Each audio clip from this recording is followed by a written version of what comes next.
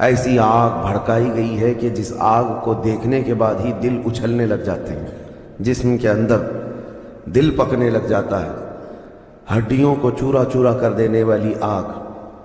کئی طرح سے ان کے تذکرے قرآن پاک میں آئے ہیں۔ جب جہنم کو قیامت کے دن لایا جا رہا ہوگا تو وہ اپنے اندر ڈالے جانے والے جہنمیوں کو دیکھ کر چنگھاڑ مارے گی، آواز کرے گی کہ قرآن پاک میں اللہ تبارک و تعالیٰ یوں ارشاد فرماتا ہے اذا رأتهم من مکان بعید سمعوا لها تغیظا وزفیرا۔ جب جہنم اپنے اندر آنے والوں کو دور سے دیکھتی ہے تو خوب تیز آواز میں چیخ مارتی ہے، اور اس کی چیخ سارے لوگ سنتے ہیں۔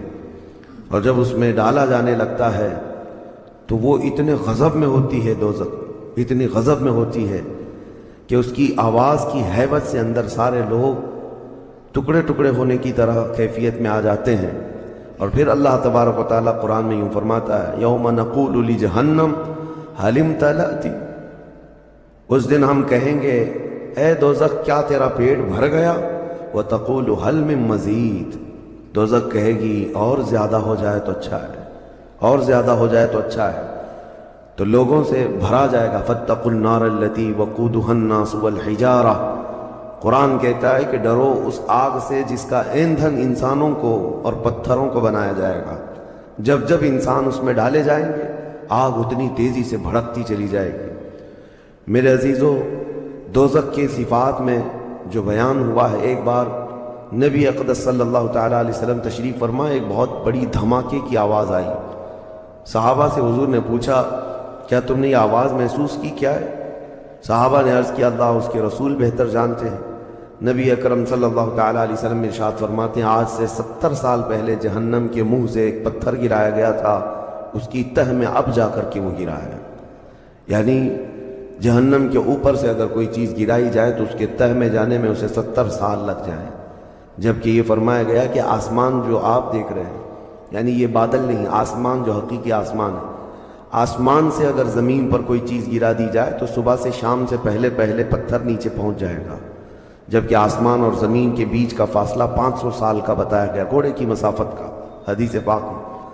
تو یہ جو مسافت ہے اس میں ایک دن کے اندر ایک پتھر پہنچ سکتا ہے، اور دوزخ کے اندر پہنچنے کے لیے 70 سال لگ جاتے ہیں، تو اس کی گہرائی کا اندازہ کیا ہوگا، وہ کتنی گہرائی ہوئی۔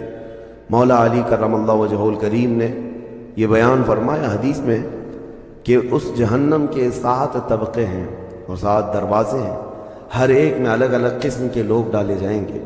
مشرکین کا دروازہ الگ ہے، منافقین کا الگ ہے، کفر کرنے والوں کا الگ ہے، اور اس کے علاوہ جو ہمیشہ رہنے والے تو یہ ہو گئے، پھر جو عذاب چکھنے والے ہیں، چغل خوروں کا دروازہ ہے، سود خوروں کا دروازہ ہے، زنا کرنے والوں کا دروازہ ہے، چوروں کا دروازہ ہے۔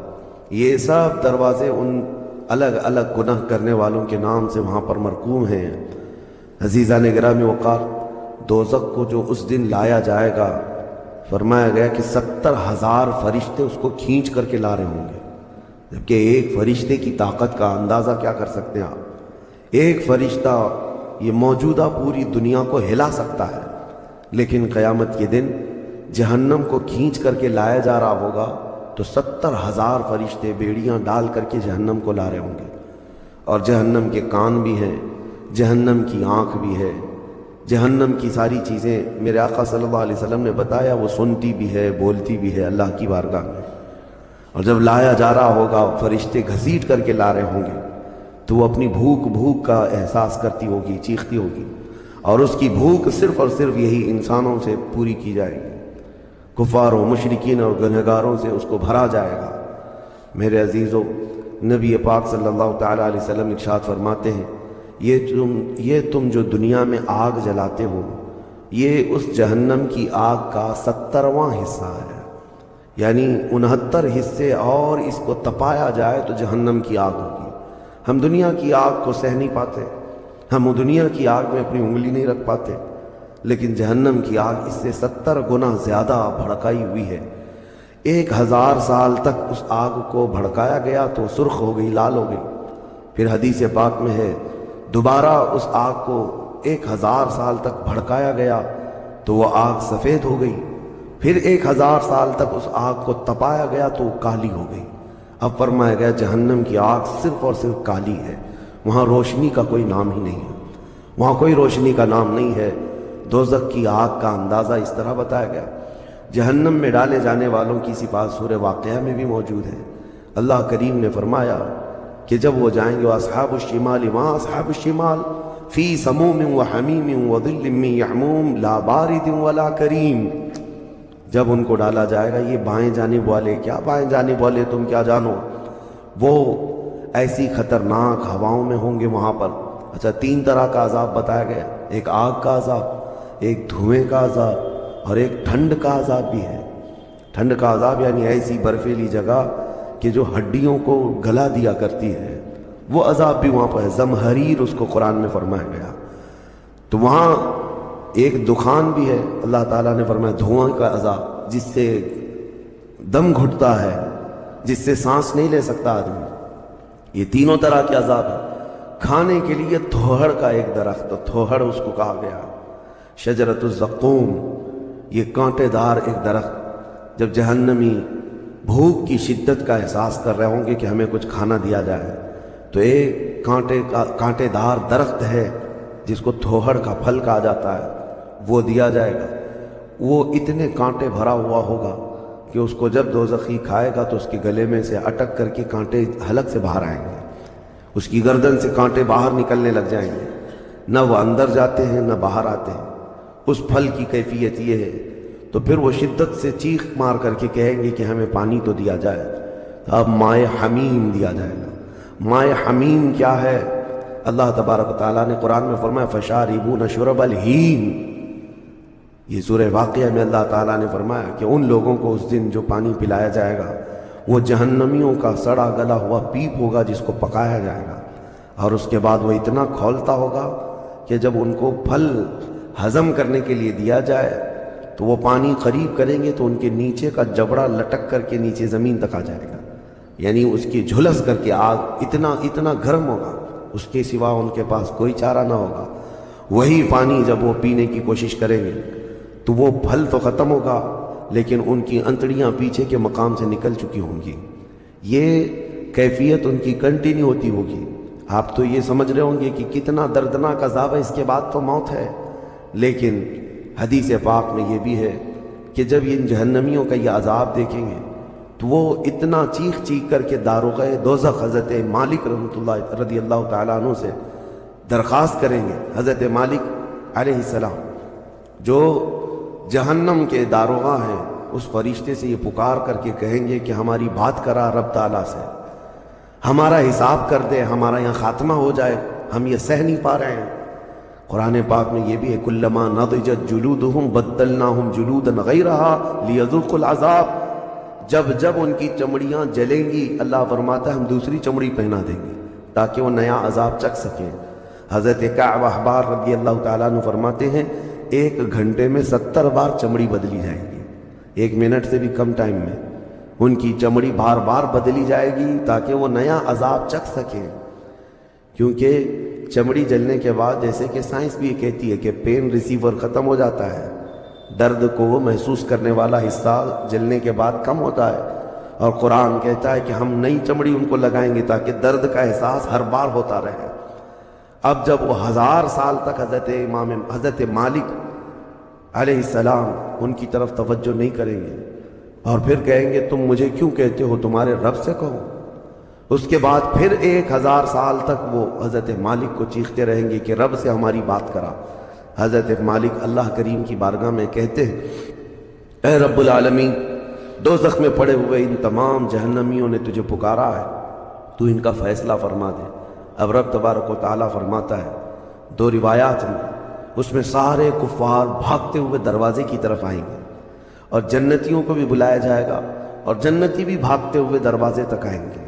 جنتی ڈر رہے ہوں گے کہ کہیں ہم کو نکلنے کے لیے نہ کہا جائے، اور دوزخی اس بات کی خوشی میں ہوں گے کہ شاید ہم کو یہاں سے نکالا جا رہا ہے۔ اور جب سب پورے دروازے کے قریب پہنچیں گے تو رب تبارک و تعالیٰ جہنمیوں سے پوچھتا ہے، سوال فرماتا ہے کہ اگر تمہارے یہاں سے نکلنے کے لیے فدیہ دینا پڑے تو کیا دے سکتے ہو؟ تو وہ کہیں گے کہ جتنی بڑی دنیا ہم چھوڑ کر کیا ہے، دنیا میں جو کچھ بھی نعمتیں تھی، جتنا مال تھا، جتنا سونا چاندی، پوری دنیا، مولا اگر یہ دینے کی ہماری طاقت ہو تو ہم وہ سب دے کر کے جہنم سے نکلیں گے، پوری دنیا دے کر کے ہم تیرے دوزخ سے نکلیں گے۔ تو رب تعالیٰ فرماتا ہے میں نے تو اتنا بڑا حکم تم کو دنیا میں نہیں دیا تھا، میں نے تو صرف تم کو ایمان لانے کا کہا تھا، اور تم نے کفر کر کے اتنی بڑی سزا کو اپنے اوپر مسلط کیا۔ آج پوری دنیا فدیے میں دینے کو تیار ہو، اور کل جب تم زندہ تھے تو 2 رکعت تمہارے لیے بھاری تھی، تمہارے لیے راہ خدا میں 1 روپیہ بھاری تھا، اور آج پوری دنیا فدیہ میں صدقہ کر کے نکلنا چاہتے ہو۔ رب تبارک و تعالیٰ جہنمیوں سے فرمائے گا میں نے اتنی بڑی چیز کا تو تمہیں دنیا میں حکم نہیں دیا تھا، اتنی بڑی چیز کا حکم نہیں دیا تھا۔ اب سنو، ایک مینڈھے کی شکل، ایک بکرے کی شکل کی کوئی چیز لائی جائے گی جنت اور دوزخ دونوں کے بیچ میں، جنتی بھی دیکھ رہے ہوں گے اور دوزخی بھی دیکھ رہے ہوں گے۔ رب تبارک و تعالیٰ ان دونوں لوگوں سے پوچھے گا، جنتیوں کو بھی اور دوزخیوں کو بھی، کہا اس کو پہچانتے ہو، اس کو پہچانتے ہو، یہ کیا چیز ہے؟ سب پکار کر کہیں گے ہاں مولا ہم پہچانتے ہیں، یہ موت ہے، یہ موت ہے جو ہمارے ہاں آیا کرتی تھی، موت کو سب پہچانیں گے۔ تب رب تعالیٰ فرشتوں کو حکم فرمائے گا موت کو اب ذبح کر دو، موت کو سب کے سامنے ذبح کر دیا جائے گا ایک مینڈھے کی شکل کی چیز لا کر کے، اور رب تعالیٰ اس وقت فرمائے گا اب نہ جنتیوں پر موت آئے گی نہ دوزخیوں پر موت آئے گی، موت ہے ہی نہیں، تو اب جس کو جو سہنا ہے وہ سہنا ہوگا۔ تم 10 بار جلائے جاؤ گے تو بھی مرنا نہیں ہے، تم 10 بار کاٹے جاؤ تو بھی مرنا نہیں ہے۔ اب رب تعالیٰ قرآن میں فرماتا فی ناری جہنم و فیہا خالدون، دوزخ کے عذاب میں، دوزخ کی آگ میں ہمیشہ ہمیش کے لیے چلے جاؤ۔ میں نے خطبے میں یہی آیت شروع میں پڑھی تھی سأصلیہ سقر وما ادراک ما سقر، اللہ فرماتا ہے میں تمہیں جھونک دوں گا دوزخ میں اور تم کیا جانتے ہو کہ دوزخ کیا ہے، دوزخ کیا ہے۔ اللہ تعالیٰ نے قرآن پاک میں اس کے متعلق فرمایا ہے وما ادراک ما ہی نار حامیہ، تمہیں پتا ہے کہ یہ کیا ہے، کہ اس دن دوزخ کے سلسلے میں، اور نبی پاک صلی اللہ تعالیٰ علیہ وسلم سے جبرائیل امین نے قسم لے کر کے فرمایا یا رسول اللہ صلی اللہ علیہ وسلم اگر دوزخ کے اندر سے ایک سوراخ کھول دیا جائے دنیا کی طرف تو پوری دنیا صرف اس سوراخ کی گرمی سے مر جائے گی، پوری دنیا میں موجود لوگ ختم ہو جائیں گے اگر ایک سوراخ دوزخ کا کھول کر کے دنیا کی طرف کر دیا جائے۔ اور یہ بھی فرمایا کہ جو جہنم کے فرشتے ہیں عذابات دینے کے لیے، ان فرشتوں میں سے ایک فرشتہ بھی دنیا میں اتر جائے تو اس کی ہیبت سے لوگوں کے بھیجے پھٹ جائیں، اس کی ہیبت سے لوگ زمین بوس ہو جائیں، بے ہوش ہو جائیں، ایک فرشتے کو دیکھنے کی تاب نہیں رکھتے دنیا میں۔ عزیزان گرامی وقات، وہ ہے دوزخ، یہ ہے جہنم، جس کی متعلق ابھی میں نے جو کہا وہ شاید 5% بھی نہیں کہا ہوگا، مختصر سی بات میں اس لیے آج یہ آپ کے سامنے رکھا کہ لوگوں کو یہ ہلکا لگتا ہے کہ دوزخ سے آزاد ہو رہا ہے، کوئی جیل ہے کہ یہاں سے آزاد ہو گیا، پہلے وہاں پر بھی کھانا پانی سب چل رہا تھا۔ دوزخ، جہنم، جس کے تصور سے رونگٹے کانپ جائیں جسم کے اندر۔ صحابہ ڈرتے تھے، اولیاء ڈرتے تھے، انبیاء ڈرتے تھے، جن کے لیے میرے آقا صلی اللہ تعالیٰ علیہ وسلم نے بشارت دے دی تھی جنت کی، اس کے باوجود وہ خوف سے تھراتے تھے۔ دوزخ کا ذکر آتا قرآن پاک میں تو اللہ نے سورہ فجر میں فرمایا کلا اذا دکت الارض دکا دکا وجاء ربک والملک صفا صفا وجیء یومئذ بجہنم، یہ وہ دن ہوگا جب پوری زمین ہلا دی جائے گی، ہلا دی جائے گی، سب کچھ ہل جائے گا، اور فرشتے صف در صف اللہ کی بارگاہ میں ہیبت سے کھڑے ہوں گے، کسی کی بات کرنے کی ہمت نہیں ہوگی، اور اس وقت دوزخ کو لایا جا رہا ہوگا۔ اور دوزخ کو لائے جانے کا جو منظر بتایا گیا ہے، اللہ اکبر، 70,000 فرشتے جب اسے کھینچ رہے ہوں گے، پورے محشر میں ایک ہلچل ہوگی، پورے محشر کے میدان میں ایک عجیب سی ہلچل ہوگی کہ جہنم کو لایا جا رہا ہے، دوزخ کو لایا جا رہا ہے، اور ہر ایک ڈرا ہوا ہوگا، نہ جانے کس کا نام آئے گا، پتہ نہیں کس کو وہاں جھونکا جائے گا۔ اور دوزخ کی زبان بھی ہے، وہ آگ اگل رہی ہوگی اور جہنمیوں کی طرف بہت تیزی سے دیکھ رہی ہوگی، یہاں تک کہ ایک حدیث میں یہ بھی ملتا ہے نبی اقدس صلی اللہ تعالیٰ علیہ وسلم قیامت کے دن اس دوزخ کو دیکھ کر کے رو رہے ہوں گے. میرے آقا صلی اللہ تعالیٰ علیہ وسلم، اے اللہ آخر اس دوزخ کو لایا گیا، کیا اس میں اب میری امت کو جھونکا جائے گا؟ حضور اکرم صلی اللہ تعالیٰ علیہ وسلم اس دن دوزخ کے ان حالات کو دیکھ کر رو رہے ہیں اللہ کریم کی بارگاہ میں. عزیزان گرامی وقار، اس سے آزادی کے لیے جو اولیاء کرام رویا کرتے تھے وہ معمولی چیز نہیں ہے. آج تو ہماری کیفیت یہ ہے دوزخ دوزخ دوزخ، کچھ رہ نہیں گیا. ہلکے انداز میں بولنا، ہلکے انداز میں سن لینا اور چلے جانا. کیا ہمارے دلوں پر کچھ اثر ہوتا ہے؟ کیا ہماری آنکھیں بھیگتی ہیں اس نعرے دوزخ سے جس کا صرف اور صرف تذکرہ سن کر کے ہمارے اندر ایمان ہو تو تڑپ جانا چاہیے کہ اے اللہ میں تیری دوزخ کے عذاب کو سہنے کے قابل نہیں. آج موم بتی میں میری انگلی جل جائے تو میں برداشت نہیں کر پاتا، تو پھر اس دوزخ کا کیا حال ہوگا جس کے متعلق حضور صلی اللہ علیہ وسلم فرماتے ہیں دنیا کے جتنے بڑے اونٹ ہوتے ہیں اتنا بڑا تو دوزخ کا ایک بچھو ہوگا. ایک بچھو ہوگا، اونٹوں کے برابر کے بچھو ہوں گے. اور سانپوں کا ڈنک ایسا ہے کہ وہ سانپ کا ڈنک کسی پہاڑ پر بھی یہاں کی وہ مار دے سانپ دوزخ کا تو پہاڑ کے اندر ٹکڑے ٹکڑے ہو جائیں، پاش پاش ہو جائے. لیکن یہ سب دوزخیوں پر مسلط کیا جائے گا. نبی اکرم صلی اللہ تعالیٰ علیہ وسلم سے پوچھا گیا ہلکا عذاب کیا ہے؟ آپ فرماتے ہیں آگ کی جوتیاں پہنائی جائیں گی جس کی گرمی سے تانبے یا پیتل کی پتیلی میں کوئی پانی جیسا پکتا ہے ایسا اس کا بھیجا پک کر ابل رہا ہوگا، اور وہ یہ سمجھے گا کہ میں سب سے بڑے عذاب میں مبتلا ہوں. حضور فرماتے ہیں جبکہ وہ سب سے ہلکے عذاب میں ہوگا. اور جو دردناک عذاب ہے، جو ذلت والا عذاب ہے، جو بڑا عذاب ہے، اس کا تو اندازہ ہی نہیں. لیکن یہ تمام حالات اس رمضان کے اخیر عشرے میں اسی لیے عرض کر رہا ہوں کہ یہ عشرہ وہ مبارک ہے کہ جس کے متعلق حدیث میں ہے کہ اس میں اللہ تعالیٰ بہت سارے لوگوں کو دوزخ سے آزاد کرتا ہے. وہ کون لوگ ہوں گے جو دوزخ سے آزاد ہو رہے ہوں گے؟ کاش ان کو طلب ہوتی کہ ہم دوزخ سے آزاد ہوتے اس آخری عشرے میں، ورنہ آخری عشرے میں تو لوگ رات بھر کیرم کھیلنے میں گزار رہے ہیں، رات بھر فٹ بال اور کرکٹ کھیل کر کے، جبکہ بخشش کی راتیں ہیں. اللہ کریم ارشاد فرما رہا ہے ان راتوں میں مجھ سے مانگ لو میں تمہیں جہنم سے آزاد کروں گا. کس کو پڑی ہے؟ کس کو پڑی ہے؟ ہر کوئی یہ سوچتا ہے کہ رات کس طرح سے بتائیں. لوگ اپنے رات کے ٹائم پاس کرنے کے لیے الگ الگ ہیلے بہانے ڈھونڈ رہے ہیں. کسی کو لوڈو کھیلنا ہے، کسی کو کیرم کھیلنا ہے، کسی کو کرکٹ کھیلنا ہے. او امت مصطفیٰ تمہاری قسمت کیا ہو گئی؟ تمہاری سوچیں اور تمہاری فکریں کیسے بدل گئی؟ زندگی تو کھیل کود میں گزری ہی ہے، کیا یہ آخری عشرہ بھی تم اسی طرح کھیل کود میں گزارو گے؟ وہ رحمان رب ذوالجلال جس کی ہیبت سے ملائکہ کانپ رہے ہیں، ملائکہ تمہاری طرف دیکھ کر کے کیسے رشک کرتے تھے، لیکن آج کیا ہو گیا تمہارے اوپر؟ آج بھی ملائکہ دیکھ رہے ہوں گے اور اللہ کریم روزانہ پکار رہا ہے اس امت کو، لیکن یہ امت اس کی طرف توجہ نہیں کرنا چاہتی. کسی کو مانگنا نہیں ہے کہ مولا ہماری بخشش کرتے. تراویح میں بھی تو ایسے بھاگتے ہیں جیسے لگتا ہے کہ باہر ان کا سامان چھوٹ گیا ہے، ایسے فوراً مسجد سے بھاگ کر چلے جائیں. تمہیں 1 گھنٹہ اللہ کے گھر میں بھاری پڑ جاتا ہے. کوئی حافظ اگر 10 منٹ زیادہ کر دے تو اس کے اوپر بمباریاں ہو جاتی ہیں. لوگوں کو ایسا لگنے لگتا ہے جھلا دیا آج تو اس نے، کس کام میں؟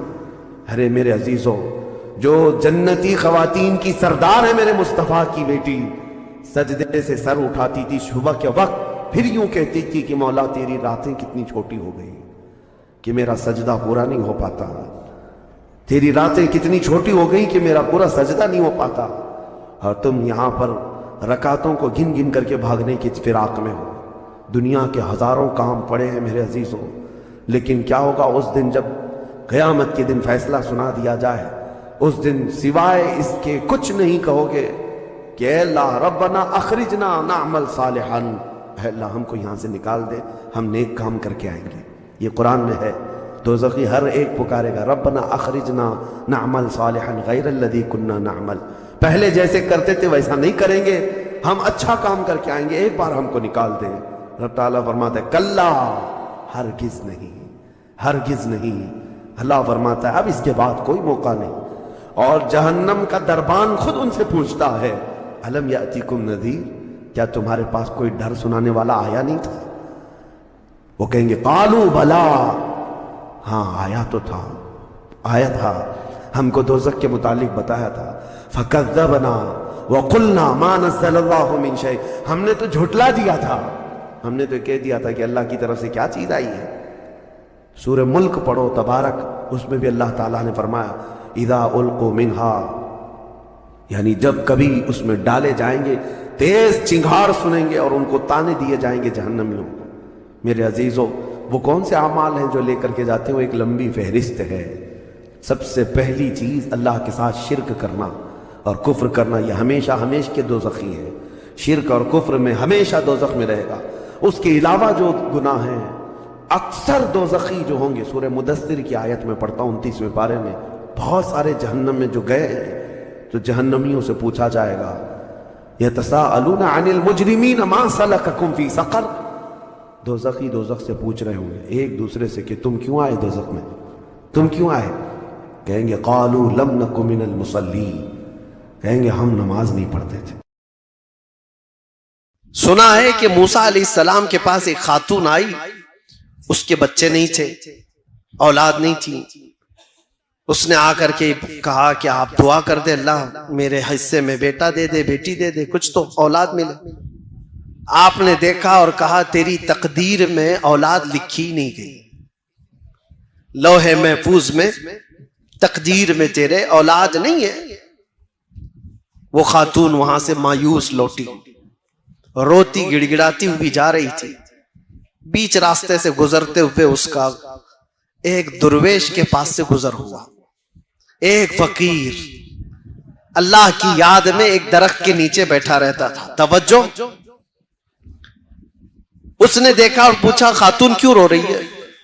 اس عورت نے کہا ایسا ایسا ہے، میں برسوں سے بے اولاد ہوں، اولاد مانگنے گئی تو مجھے بتایا گیا کہ میری قسمت میں اولاد نہیں ہے۔ اس درویش نے کہا گھبرا مت، نا امید نہ ہو، مایوس نہ ہو، رب تبارک و تعالیٰ چاہے تو اس کا لکھا ہوا ہے وہ پھر لکھ کر کے عطا بھی فرماتے۔ جا اپنے گھر سجدہ کر، میں دعا کرتا ہوں۔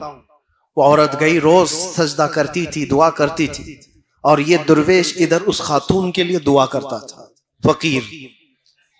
چند ہی دنوں کے بعد اس عورت کے گھر میں حمل کے آثار، اور چند دنوں کے بعد ایک خوبصورت بیٹا پیدا ہوا۔ خاتون کو بیٹا مل گیا، وہ خوشحال، تھوڑے دن اس کی تربیت کرتی ہے، چند دنوں کے بعد دوسرا بیٹا بھی ہوا، پھر چند سالوں کے بعد تیسرا بیٹا بھی ہوا، چوتھا بھی ہوا، پانچواں بھی ہوا، چھٹا بھی ہوا، ساتواں بھی ہوا، 7 بیٹے ہوئے۔ ایک دن حضرت موسیٰ وہاں سے گزر رہے تھے، دیکھا اس خاتون کو، پوچھا یہ کس کے بچے ہیں؟ عورت نے کہا میرے۔ تیرے؟ تو ہی وہ عورت ہے جو اولاد کے لیے شکایت لے کر آئی تھی؟ کہا میں ہی ہوں۔ کہا پھر کیسے آ گئے تیرے اولاد؟ کہا بس دعا ہے کسی بزرگ کی اور اللہ کی عطا ہے، اللہ جسے چاہے اولاد عطا کرے، جسے چاہے عطا کرے۔ موسیٰ علیہ السلام اللہ کریم کی بارگاہ میں عرض کرتے ہیں مولا میں نے جو دیکھا تھا وہ غلط تھا یا یہ عورت جھوٹ بول رہی ہے؟ رب تعالیٰ کی طرف سے جواب آیا کہ تم نے جو دیکھا تھا وہ بھی صحیح تھا، عورت جو بول رہی وہ بھی صحیح۔ کیسے اس کو اولاد ہوئی؟ رب تبارک و تعالیٰ نے فرمایا کہ موسیٰ ایک چاقو لو اور ایک برتن لو اور جاؤ اپنی امت میں سے لوگوں کو پکار کر کہو اپنے جسم کا ایک ٹکڑا کاٹ کر کے اللہ کو دے دیں۔ وہ بنی اسرائیل قوم ہے بڑی نافرمان۔ موسیٰ علیہ السلام اپنی قوم کے پاس آئے، اللہ کا حکم ہے یہ، چاقو لے کر کے ایک تھال میں کہا کہ جسم کا ایک ٹکڑا کاٹ کر کے دے دیں۔ سب ادھر ادھر بھاگنے لگ گئے، آج یہ ٹکڑا مانگ رہے ہیں، کل کلیجہ مانگیں گے۔ جسم کاٹ کر کے دینے والے جگرے بہت کم لوگوں کے ہوتے ہیں، کون کرے گا؟ شام ہو رہی تھی، آپ کا گزر اسی درویش کے پاس سے ہو رہا تھا۔ اس درویش کے کانوں میں آواز پڑی تو وہ کھڑا ہو گیا، کہا اے اللہ کے نبی کیا رب تعالیٰ نے جسم کا حصہ پوچھا ہے، ٹکڑا پوچھا ہے؟ کہا ہاں۔ کہ اللہ یہ برتن دیجئے، اور چاقو بھی لے لیا اور اس کے بعد جلدی سے کھڑے ہو کر ادھر سے کاٹا، ادھر سے کاٹا، ادھر سے کاٹا، جسم کے جگہ جگہ سے پوری تیز چاقو سے کاٹتے کاٹتے چھلنی کر دیا، ٹکڑے نکالتا گیا، پورا لہو لہان ہو گیا۔ موسیٰ علیہ السلام نے کہا ارے نادان، حکم ہوا ہے ایک ٹکڑا دینے کے لیے جسم کا، اتنے کیوں کاٹ دیا؟ کہا آپ نے یہ تو نہیں بتایا کہ رب کو میرے جسم کا کہاں کا حصہ چاہیے، کس جگہ کا حصہ چاہیے، میں سب نکال کر رکھ دیا ہوں تاکہ کوئی ٹکڑا تو اسے پسند آئے۔ یہ فنا، اللہ کی بارگاہ میں جو فنا ہے، اللہ کا جو ہو گیا، تب رب تبارک و تعالیٰ نے فرمایا اے موسیٰ، جو میری محبت میں اپنے جسم کے ٹکڑے نکال سکتا ہو، اس کی دعا پر میں کیا کسی کو اولاد نہیں دے سکتا؟ اس کی دعائیں رب تبارک و تعالیٰ کے حضور جاتی ہیں۔ اسی لیے کہا گیا خود ہی کو کر بلند اتنا کہ ہر تقدیر سے پہلے خدا بندے سے خود پوچھے بتا تیری رضا کیا ہے۔ یہ مقام کب آتا ہے؟ جب تم جمے رہ جاؤ، ڈٹے رہ جاؤ، اللہ رب العزت کی ذات پر ایمان یقین کے ساتھ کامل رکھو۔ بہت سارے وسوسے شیطان ڈالتا ہے، بہت سارے وسوسے ڈالتا ہے۔ آپ کہتے ہیں نا کہ ہمارا یقین ہے اللہ کی ذات پر۔ حضرت رابعہ بصریہ رضی اللہ تعالیٰ عنہ کے پاس ایک بزرگ آئے، ان سے کہا کہ ماں دعا کرو ہمارے لیے۔ حضرت رابعہ نے پوچھا کیا دعا کرو؟ کہا اتنی دعا کرو اللہ ہم سے راضی ہو جائے۔ حضرت رابعہ نے کہا اتنی بڑی دعا، اتنی بڑی دعا کروا رہے ہو مجھ سے، پہلے یہ تو بتاؤ کیا تو بھی اللہ سے راضی ہے؟ کیا تو بھی اللہ سے راضی ہے؟ اس بزرگ نے کہا مائی کیسی بات کر رہے ہو، کون ہے بھلا دنیا میں جو اللہ سے بھی ناراض رہے گا؟ کون ہے جو اللہ سے بھی ناراض رہے گا؟ حضرت رابعہ مسکرانے لگی اور کہنے لگی اے بندے خدا، بہت لوگ ہیں جو اللہ سے ناراض ہیں، یہ کہتے ہیں اپنے رب کو اللہ کہتے ہیں، یہ ناراض ہے، راضی نہیں ہے اللہ سے۔ کہا ایسا کیسے ہو سکتا ہے؟ کہا ہو تو سکتا ہے، کرتے ہیں۔ تھوڑی سی زیادہ گرمی آئی تو کہتی یہ کیسا خطرناک موسم آ گیا، بارش آئی تو کہتی بے موسم کے بارش آ گئی۔ یعنی تم اس بات پر راضی نہیں ہو، تم مشورہ دو گے کہ اللہ کب بارش برسائے کب نہ برسائے، تمہارا کیا دخل ہے؟ تم تھوڑی سی گرمی آتی ہے تو ہائے ہائے کرتے ہوئے لوگوں کو شکایت کرتے ہو۔ اگر اللہ سے یہ راضی ہوتے تو اس رب کی شکایت دوسروں کے پاس نہیں کرتے۔ ان کی ناراضگی کا حال تو یہ ہے جب ان کو اللہ دیتا ہے بے حساب دیتا ہے تو چھپا کر رکھتے ہیں، کسی کو نہیں بتاتے کتنا مال ہے کسی کے پاس، چھپا کر رکھتے ہیں، اور جب چھوٹی سی بیماری دیتا ہے تو 10 لوگوں کو کہتے ہیں مجھے بخار ہو گیا، مجھے تکلیف ہے، مجھے مصیبت ہے۔ حضرت رابعہ کہتی ہیں یہی تو اپنے رب سے اگر راضی ہوتا تو اس کی نعمتوں کو کھول کھول کر بیان کرتا اور اس کی دی ہوئی مصیبتوں پر صبر کرتا۔ عزیزان گرامی وقار، آج کی اس رات میں آپ سب سے یہی گزارش کروں گا، ایمان کی حفاظت اس زمانے میں بہت بڑا چیلنج ہے تمہارے لیے۔ اللہ کے نبی صلی اللہ علیہ وسلم نے فرمایا ہے ایک زمانہ میری امت پر ایسا آئے گا کہ ایمان پر ان کو کھڑا رہنا اتنا مشکل ہو جائے گا جیسے ہتھیلی پر انگارہ لے کر کھڑا ہونا مشکل ہے۔ وہ دور آ چکا ہے، وہ دور آ چکا ہے۔ تمہیں اپنے ایمان کے ساتھ باقی رہنا، قائم رہنا۔ آج کا دور تو نکل جائے گا، ایسے ویسے تم بھی بوڑھے ہو جاؤ گے، ابھی موت آ جائے گی۔ اگلی جو نسل آنے والی ہے ان کا سوچو، ان کا سوچو۔ کیا آج حالات ایسے نہیں کہ کلمے پر، اذان پر، حضور کے نام پر، قرآن کے اوراق پر، مزارات اولیاء پر، اسلام کے شعائر پر، ہر چیز پر حملے نہیں ہیں؟ ہر چیز پر حملے۔ اور اس میں سے ایک جماعت ایسی بن جائے گی جو سیکولر بن جائیں گے، ٹوپی داڑھی رکھنے والے وہ سیکولر بن جائیں گے اور کہیں گے ٹھیک ہے ٹھیک ہے، ہم بھی بار بار لا الہ الا اللہ نہیں پڑھیں گے، ٹھیک ہے ہم آزانیں بھی بند کر لیں گے، یہ بھی نکال لیں گے وہ بھی نکال لیں گے، ہم نیوٹرل ہو جائیں گے۔ وہ ایک جماعت ایسی بن جائے گی، اللہ اس شریر جماعت سے ہماری حفاظت فرمائے۔ وہ منافقین کی جماعت ہوگی، منافقین ہوں گے جن کا دل کفر کر چکا ہوگا، جن کا دل غیر خدا کو راضی کرنے کے لیے اپنے خدا کو چھوڑ چکا ہوگا، آپ کا دل ایسا ہونے نہ پائے۔ موت قریب ہے، قیامت قریب ہے، نوجوانوں اپنے ایمان کی حفاظت کرو۔ قرآن میں رب تعالیٰ فرماتا ہے ان اللہ لا یغفر ان یشرک بہ ویغفر ما دون ذلک لمن یشاء۔ اللہ فرماتا ہے اس کے ساتھ کسی نے کسی کو شریک کیا، شرک کیا، تو اللہ اس کو کبھی معاف نہیں کرے گا، اور اس کے علاوہ جو بھی گناہ کیا ہے اللہ سب معاف کرے گا۔ جو بھی گناہ ہوا ہے اللہ سب معاف کرے گا، یہاں تک کہ جنہوں نے حضرت امیر حمزہ کو قتل کیا، وحشی، ان کے متعلق یہ آیت آئی تھی، وہ آئے بارگاہ رسالت آپ صلی اللہ علیہ وسلم میں کہنے لگے مجھے امان دے دیجئے۔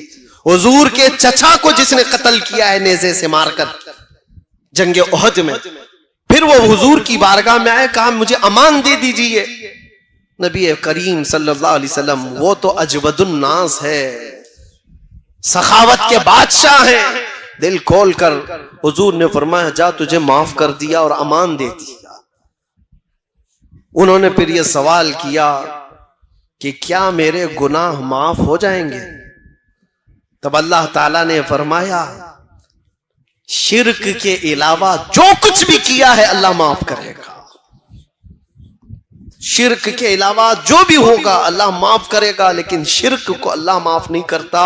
شرک ہے کیا چیز جو آج دھیرے دھیرے تمہارے محفلوں میں لائی جا رہی ہے، آج دھیرے دھیرے تمہارے معاشرے میں، سوسائٹی میں لائی جا رہی ہے۔ شرک یہ ہے کہ اللہ کے علاوہ کسی دوسرے کو بھی خدا سمجھ لو یا اس کو بھی کوئی مقام دے دو۔ رزاق کون ہے تمہارا؟ کون ہے رزاق؟ کیا کسی اور کے بارے میں بھی یقین رکھتے ہو رزق کوئی اور بھی دیتا ہے؟ کسی جگہ سر جھکانے سے رزق مل جائے گا، کسی جگہ تیل چڑھانے سے رزق مل جائے گا؟ اللہ رزاق حقیقی ہے، وہی رزق دے گا، بیماری وہی دیتا ہے، شفا بھی وہی دیتا ہے۔ اس بات پر جب تمہارا یقین ہو، جم جاؤ، تو پھر دنیا تمہیں نہیں بہکا پائے گی۔ ایک صاحب آئے، کافی سال پہلے کی بات ہے، کہا پیٹ کا بہت درد ہوتا تھا، بہت درد ہوتا تھا، علاج کراتا رہا۔ ایک سادھو ملے، انہوں نے علاج کر دیا۔ میں نے کہا کیسے؟ کہا گائے کا موت پلا کے۔ معاذ اللہ رب العالمین، اس سے صحیح کر دیا۔ میں نے کہا نادان تجھے پتا نہیں یہ حرام چیز میں شفا کیسے ہو سکتی؟ لا شفا فی الحرام، حرام میں شفا نہیں ہے۔ کہا ہو گیا۔ ایک بات یاد رکھو، شیطان تمہارے درد کو چھپا سکتا ہے، مٹا نہیں سکتا۔ تمہارے درد کے اوپر پردہ ڈال سکتا ہے، لیکن جڑ سے ختم نہیں کر سکتا۔ وہ بیماری اندر ہوگی، یہ تمہیں دھوکہ دینے کے لیے کیا گیا ہے کہ بیماری ختم ہوئی۔ حقیقت میں ہر بیماری سے شفا صرف اللہ کی ذات عطا کرتی ہے۔ ڈاکٹر بھی ذریعہ ہوتا ہے، ڈاکٹر بھی اور دوائی بھی ذریعہ ہوتی ہے۔ بعض لوگ ہم سے کہتے ہیں کہ کافی سال پہلے یہی سیم جملوں پر ایک ماڈرن آدمی نے میسج کر کے کہا تھا کہ مولانا آپ کہتے ہیں اللہ شفا دیتا ہے، اللہ شفا دیتا ہے، کہاں ہے؟ بیمار ہوتے ہو تو ہاسپٹل جاتے ہو۔ میں نے ان سے پوچھا اچھا تمہارے حساب سے کون شفا دیتا ہے؟ کہا ڈاکٹر۔ اس نے کہا ڈاکٹر۔ میں نے ان سے کہا ٹھیک ہے، میں ایک بیمار کو لاتا ہوں اور ڈاکٹر کو یہاں بٹھا دینا، دیکھتا ہوں ڈاکٹر دیکھتا رہے مریض اچھا ہو جاتا ہے۔ کہا نہیں، دوائی دیتا ہے۔ کہا پھر ڈاکٹر کہاں ہے؟ وہ تو دوا صحیح کر رہی ہے، وہ تو دوائی صحیح کر رہی ہے۔ اور اگر دوائی چلی گئی تب بھی میں کہوں گا اگر اس کا ہاضمہ صحیح نہیں تھا، دوائی نکل گئی تو وہ بھی اثر نہیں کر رہی ہے۔ بہت سارے معاملات ہیں شک و شبہ پیدا کرنے کے لیے، لیکن ایک بات یاد رکھو، یہ سب چیزیں ذریعہ ہیں، حقیقی شفا دینے والا صرف اللہ رب العزت ہے۔ ایک دور آنے والا ہے تم پر، اللہ تعالیٰ اس فتنے کے دور سے ہماری حفاظت فرمائے۔ آج تو چھوٹے موٹے دجال آئے ہوئے ہیں، صرف چٹی نکال کے بتاتے ہیں تو لوگ چمتکار سمجھتے ہیں۔ ہاں سمجھتے ہیں کہ یہ چمتکاری بابا ہے، کیا کیا دکھاتے ہیں، ارے دور سے آیا ہے ابھی اور وہ کیا من میں لے کر کے آیا ہے، بابا پہلے سے لکھا ہوا ہے، بتا رہا ہے کہ ہم تمہارا یہ سب چیزیں بتا دیتے ہیں، اور اس کو سوچ رہے چمتکاری ہے، کیسے بھانپ لیتا ہے، مائنڈ ریڈنگ کیسے ہو جاتی ہے، کیسے پہلے سے پتا چلتا ہے۔ میاں سنو، یہ چھوٹا دجال ہے۔ حضور پاک صلی اللہ علیہ وسلم نے فرمایا بڑا بھی آنے والا ہے، کانیا دجال، ایک آنکھ والا، ارے وہ تو بارش بھی برسا کے دکھائے گا، وہ تو زمین سے پودے بھی نکال کے دکھائے گا، وہ تو مرے ہوئے آدمی کو زندہ کر کے بھی دکھائے گا۔ وہ دجال آئے گا لیکن وہ بھی خدا نہیں ہو سکتا، وہ بھی خدا نہیں، وہ آزمائش ہے۔ اور اس وقت بھی میرے آقا نے فرمایا تم ایمان پر جمے رہنا، چاہے وہ جتنے بھی کرشمے کر کے دکھائے تب بھی یہ کہنا ہمارا رب، ہمارا رب، بس اس پر جمے رہو، اس پر ڈٹے رہو۔ اللہ کی مدد آنے والی، اللہ کی مدد آنے والی، کیونکہ اللہ کا وعدہ ہے تتنزل علیہم الملائکہ، اللہ ان پر فرشتے بھیجتا ہے جو یہ کہتے ہیں اللہ ہمارا رب ہے، اور اس پر جمے رہ جاتے ہیں، ڈٹے رہ جاتے ہیں۔ ایک صحابی رسول حضور پاک صلی اللہ علیہ وسلم کے حضرت زید بن دثنہ، کفار و مشرکین کی بھیڑ نے ان کو قید کر لیا تھا، کئی دنوں تک قید کر کے پھر ان کو مار دیا، ان کو قید کی حالت میں ہی مارا گیا تھا۔ تو جانتے ہو ان کی لاش کے ساتھ بے حرمتی نہ ہونے پائے۔ رب تبارک و تعالیٰ کا نظام دیکھو، حدیث پاک میں ملتا ہے کہ شہد کی مکھیوں کا ایک بہت بڑا چھتا ان کی لاش کے پاس آ گیا، اور 40 سے 45 کفار و مشرکین وہ لاش کی دیکھ ریکھ کرنے کے لیے، نگرانی کرنے کے لیے بیٹھے ہوئے تھے کہ کوئی مدینے والا اٹھا کر نہ لے جائے، لیکن ایک مکھی نے بھی ان کو بیٹھنے نہیں دیا، ایک بھی قریب نہیں آ سکا۔ مکھیاں بھن بھناتی تھی، شہد کی مکھی کیا سمجھتے ہو، خالی میٹھا نہیں ہوتا، ہاں جب مارتی ہے تو اس سے زیادہ زہر بھی کسی میں نہیں ہوتا۔ اسی لیے اعلیٰ حضرت فاضل بریلوی رضی اللہ تعالیٰ عنہ عاشق رسول ہیں یا نہیں؟ حضور کے عاشقوں کی زبان کے لیے انہوں نے خود کہا ہے ہماری زبان وہی ہے کہ ہم حضور کی محبت میں بولیں تو شہد جیسی مٹھاس، اور گستاخوں کے خلاف بولیں تو شہد کی مکھی کا ڈنک لگتا ہے، ایک ہی ہے، دونوں چیزیں اس کے اندر ہیں۔ تو صحابی کی حفاظت شہد کی مکھیوں نے کیا تھا، ان کی لاش کو کوئی چھو نہیں سکا تھا، اللہ کی ذات پر یقین رکھ کر کے جو دنیا سے گئے۔ اور ایک صحابی ہیں، ان کو 2 صحابہ لے کر کے نکلے تھے، ان کی بھی لاش کو کفار و مشرکین نے مار دیا تھا۔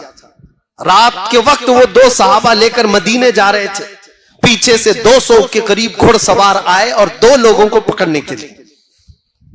وہ جب زیادہ کفار و مشرکین آ گئے تو یہ 2 ہی صحابہ تھے جو لاش لے کر جا رہے تھے، ایک صحابی رسول کی۔ اب یہ سارے کفار و مشرکین اس صحابی رسول کی لاش کے ساتھ بے حرمتی کریں گے، اب کیا کریں، 2 ہی لوگ ہیں، 2 ہی لوگ ہیں، اب کیا کریں، 200 پیچھے کھڑے ہیں۔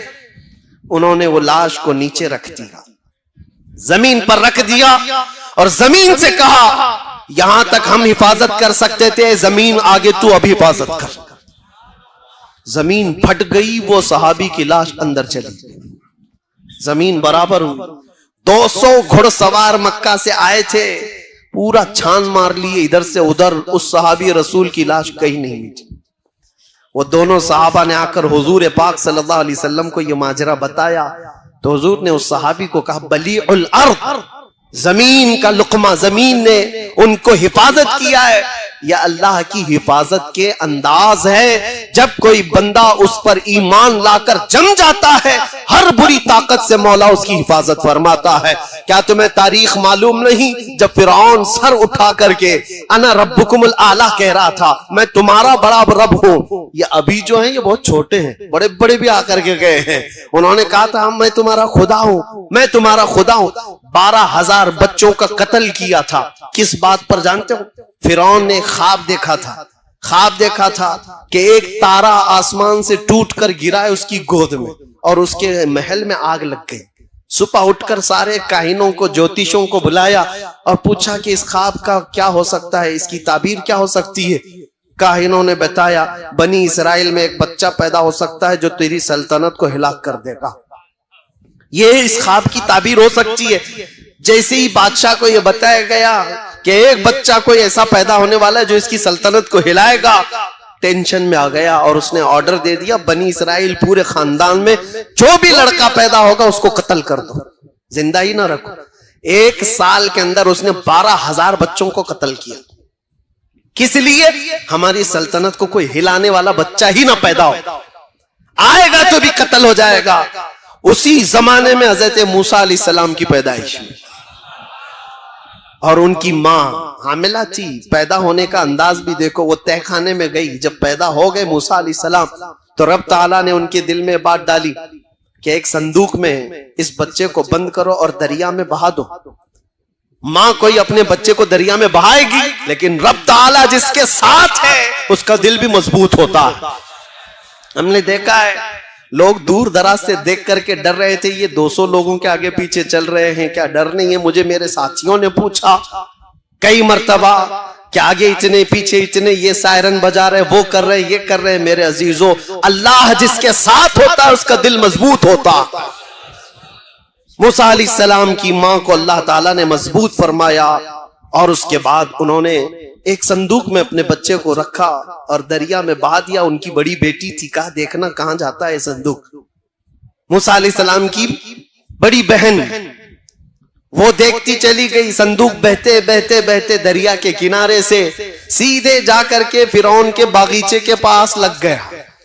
فرعون کے محل کے پیچھے جو باغیچہ تھا, دریا وہاں سے بہتا تھا. فرعون کی بیوی ٹہلنے کے لیے آئی تھی, اولاد نہیں تھے گھر پہ. دیکھا ایک صندوق اس کے باغیچے کے قریب لگا ہوا ہے, خوبصورت بچہ ہے. بیوی نے کہا, فرعون کی بیوی, اٹھا لاؤ بچے کو, اٹھا لاؤ, حسین اتنا گلاب جیسا لگتا ہے. کنیزاؤں نے اٹھا لایا, بڑا پیار آیا اس عورت کو. کہا میں اپنے شوہر کے پاس لے جاتی ہوں. لے کر آئی اور سیدھے فرعون کے پاس اور کہا ہماری تو اولاد نہیں ہے, ایک بچہ بہتے ہوئے آیا ہے, کیوں نہ ہم اس کو اپنا بیٹا بنا لیں. فرعون نے کہا بیگم تمہاری بات ہے تو بیٹا بنا لیتے ہیں, بیٹا بنا لیتے ہیں. موسیٰ علیہ السلام کی پرورش کہیں اور نہیں ہو رہی ہے, فرعون کے گھر میں ہو رہی ہے. فرعون نے کہا میں نے بیٹا بنا لیا ہے, میری بیوی کی پسند ہے. لیکن دیکھو عجیب نظام ہے, کبھی قرآن پڑھو تو سمجھ میں آئے. موسیٰ علیہ السلام کی جو بڑی بہن ہے وہ پورا معاملہ دیکھ رہی تھی, بتا نہیں سکتے تھے. فرعون نے پہلے کہا کہیں بنی اسرائیل کا تو نہیں ہے جن کو ہم مار رہے ہیں. بیوی نے کہا نہیں, یہ دور سے بہ کے آیا ہے, بنی اسرائیل کا نہیں لگتا, پال لیتے ہیں. پال لیا, لیکن اب دودھ پلانے کی بات تھی. اس بچے کی پرورش کیسے کی جائے؟ بادشاہ اعلان کرتا ہے جتنی دایا ہیں دودھ پلانے والی سب آئیں. فرعون کے گھر میں ایک بچے کی شاہی پرورش ہو رہی ہے. دایا بہت ساری آئی, سبوں نے اپنا دودھ پلانے کی کوشش کی. موسیٰ علیہ السلام کسی کا دودھ ہی نہیں پیتے تھے. پورا دن گزر گیا. ان کی بہن وہاں کھڑی تھی, اس نے کہا میں ایک دایا جانتی ہوں جس کا دودھ سب بچے پیتے ہیں. فرعون نے کہا جا اس کو لے آ جا, جو معاوضہ چاہیے جو اجرت چاہیے سب دے دوں گا. موسیٰ علیہ السلام کی بہن وہاں جو کھڑی تھی وہ گئی سیدھے اپنی ماں کو لے آئی. اپنی ماں کو لے آئی اور کہا کہ یہ دایا ایسی ہے کہ اس کے دودھ کو سب بچے پی لیتے ہیں. موسیٰ علیہ السلام کی ماں نے موسیٰ علیہ السلام کو اٹھایا, دودھ پلانے لگی تو موسیٰ علیہ السلام پینا شروع فرماتے. کیا نظام ہے مولا, دوسروں کے گھر پہ اور وہ ان کی ہی ماں کا دودھ پلا کر کے. بعد میں کوئی یہ نہ کہے کہ ہم اپنا دودھ پلا کر موسیٰ کو بڑا کیے, ان کی ہی ماں کا دودھ پلایا. اور ایسی مفت میں نہیں, موسیٰ علیہ السلام کی ماں جو دودھ پلاتی تھی فرعون کے شاہی خزانے سے اس کی اجرت بھی ملتی تھی. جو بچہ اس کی سلطنت کو ہلانے والا ہے اس کو خرچہ کر کے پالا جا رہا ہے. ایک بات یاد رکھو, اللہ تبارک تعالیٰ کا نظام ہے, جب وہ کسی کے تخت کو ہلاتا ہے تو بہت چھوٹی طاقتوں سے بھی ہلاتا ہے۔ موسیٰ علیہ السلام جوان ہوئے اور اس کے بعد قرآن پاک آپ پڑھو تو سمجھ میں آ جائے گا، یہی موسیٰ علیہ السلام ہیں جنہوں نے اس کو دعوت دی، فرعون تو جھوٹا ہے، تو جو رب ہونے کا دعویٰ کرتا ہے غلط ہے، میرا رب اللہ ہے۔ یہی جملہ میں نے کہا تھا، کیا ہے ہمارا رب؟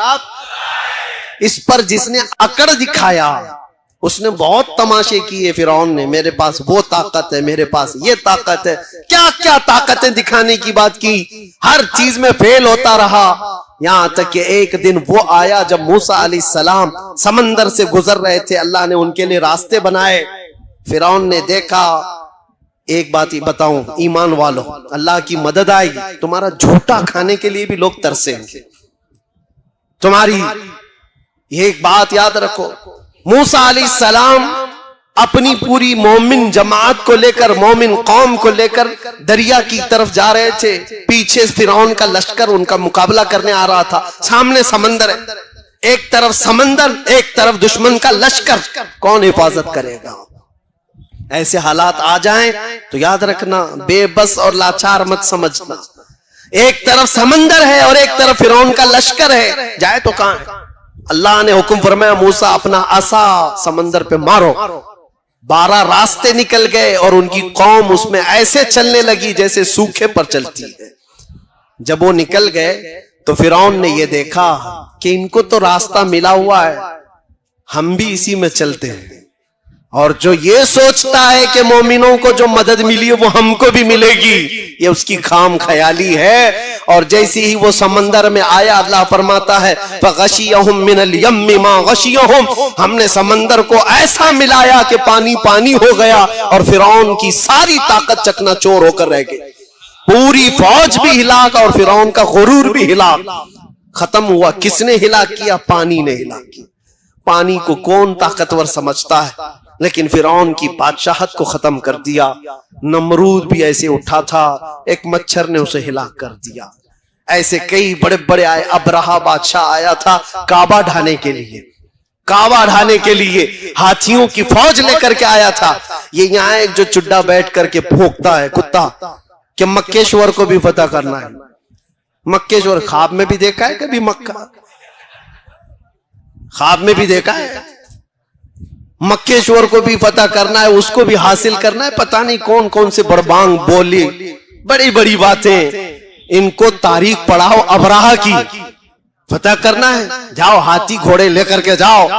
اور دیکھو قرآن میں آج بھی آیتیں پکار کر کہہ رہی ہیں الم تر کیف فعل ربک باصحاب الفیل الم یجعل کیدہم فی تضلیل وارسل علیہم طیرا ابابیل ترمیہم بعجارۃ من سجیل فجعلہم کعصف مأکول۔ یہ پورا واقعہ اللہ نے اس میں بیان فرمایا۔ اے رسول، کیا آپ نے ہاتھی والوں کو نہیں دیکھا جو ابرہا بادشاہ ہاتھیوں کی فوج لے کر آیا تھا کعبہ ڈھانے کے لیے؟ اللہ فرما رہا ہے کیا ہوا ان کے ساتھ؟ ہاتھیوں کو لے کر کے آیا تھا کعبے کو ختم کرنے کے لیے۔ اللہ نے ابابیل چڑیوں کی فوج بھیجی تھی۔ وہ چڑیاں اتنی چھوٹی ہے، آج بھی دیکھو مکہ میں گھومتی رہتی، اتنی چھوٹی ہے۔ ابابیل چڑیوں کی فوج کو بھیجا، انہوں نے کیا کیا؟ ارسل علیہم طیرا ابابیل ترمیہم بحجارۃ من سجیل، نوکیلے 3 پتھر ہر چڑیا کے پاس، ایک منہ میں اور 2 پاؤں میں۔ وہ چڑیا اوپر سے صرف کنکریاں گراتی تھی، جس ہاتھی کے پیٹ پر وہ کنکری لگتی آگ لگ جاتی تھی، آگ لگ جاتی تھی، اور جس فوجی کے سر پر وہ کنکری پڑتی اس کا بھیجا نکل آتا تھا۔ چھوٹی سی کنکری، چھوٹی سی چڑیا، لیکن مار جب رب العالمین کی ہو تو اس کو سہن کوئی نہیں کر سکتا، اس کے برداشت کی طاقت کسی کے اندر نہیں ہے۔ آؤ مکے شور فتح کرنے والوں، ابرہا کی تاریخ نہیں پڑھا؟ جیسے بڑے بڑے طاقتور ایمان کے خلاف کھڑے ہوئے، اللہ تبارک و تعالیٰ نے مدد فرمائی کہ نہیں فرمائی؟ جنگ بدر میں 5000 فرشتوں کو اللہ نے اتارا، اور نبی کریم صلی اللہ علیہ وسلم کی اس امت کو قیامت تک مولا حفاظت فرمائے گا۔ تمہیں اور ہمیں ایمان اسلام کے ٹینشن کی ضرورت نہیں ہے، اسلام اللہ کا دین ہے، وہ چلائے گا، صبح قیامت تک چلائے گا۔ قرآن کا کوئی